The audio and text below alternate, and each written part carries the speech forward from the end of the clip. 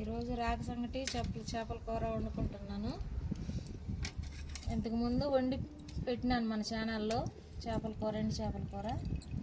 కావాలంటే మీరు కూడా అలాగే వండుకొని సంగటి చేసుకొని తిని చూసి మాకు కామెంట్లో మళ్ళీ పెట్టండి. 2 గ్లాసులు బియ్యం నానేసుకొని ఇట్లా మెత్తగా ఉడకబెట్టుకోవాలి. ఈ విధంగా బాగా కలిసేటట్టు రుబ్బుకోవాలి.